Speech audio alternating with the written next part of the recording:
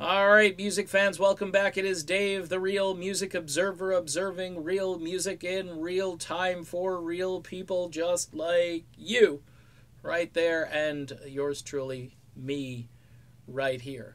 Is it true? Did Stevie Nicks actually dedicate the song Landslide to Irving Azoff at a concert? She was out in LA. That's Azoff country, obviously, at the LA Forum.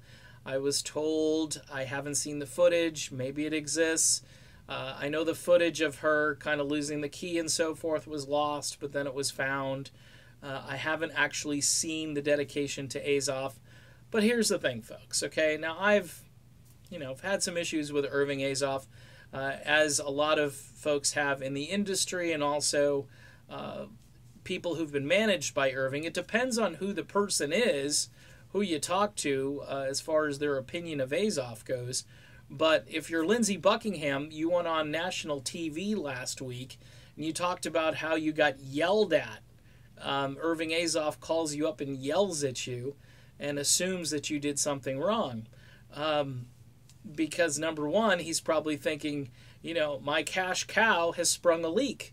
But, Azoff has the money and the resources to plug those holes and to move forward and to kind of paper over some of the things you don't want to see, like Mike Campbell broadcasting live from the bathroom, okay? Things like that, which probably aren't doing the brand a whole lot of good. But if you're Azoff, you've got the deep pockets and the resources to continue to support the artists that you believe in, or at least the ones that you believe can make you a lot of money. In the old days, Azoff was really an advocate for bands who either needed a second chance or needed more time, as far as exposure. I mean, he was the guy with the Eagles especially. I mean, he really believed in the Eagles and got them to a place that they couldn't imagine. And to this day, Don Henley, who actually called Irving Azoff Satan, said, but he's our Satan, meaning that, we agree that some of his practices aren't, the best in the sense of wherever they look at honesty and fairness or proper business dealings, whatever Don Henley was referring to there, and you'd have to ask Don Henley what he meant by that. But he goes to bat for the band. He keeps them busy. He keeps them working. He negotiates big money-making contracts. And when those checks start coming in, yeah, you're more likely to dedicate a song.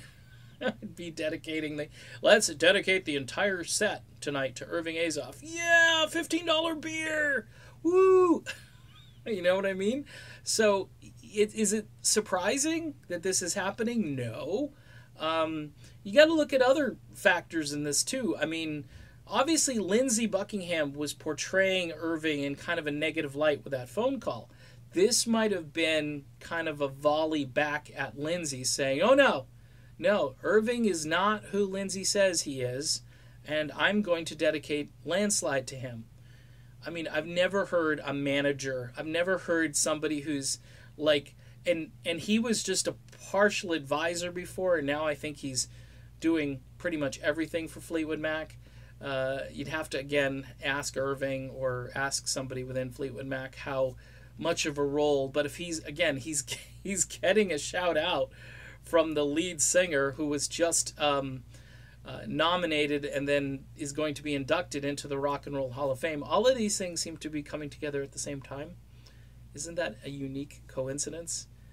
Meanwhile, people like Neil Schon have lamented the fact that he struggles within his own band to get proper representation, whether it be photographs of him or his wife getting roughed up by Live Nation security, which actually happened over the summertime. So there are some interesting things going on. It's no surprise that Stevie dedicated a song. I'm just wondering how many more times she's going to do this.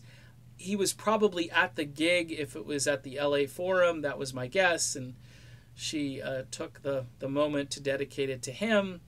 In the old days, the song might have been, dedicated or thought of in a way that was a bit more noble and had some sort of attachment to something that was more tangible. But now it's dedicated to Irving. So Irving Azoff, for good or bad. As Don Henley says, he's Satan, but he's our Satan, and now he's a lot of bands' Satan. He's Fleetwood Mac's, he's Journey's, I think he's Steely Dan's, I think he's the Doobie Brothers' Satan. So, but he's making everybody a ton of money. Whether they have a good product on the field or not, that's the genius of Irving Azoff. It's called a giant monopoly, and it's hard to go up against. Let's just be honest. All right, done with this video. Stevie Nicks, Irving Azoff, Landslide. Yeah, it happened. See you soon.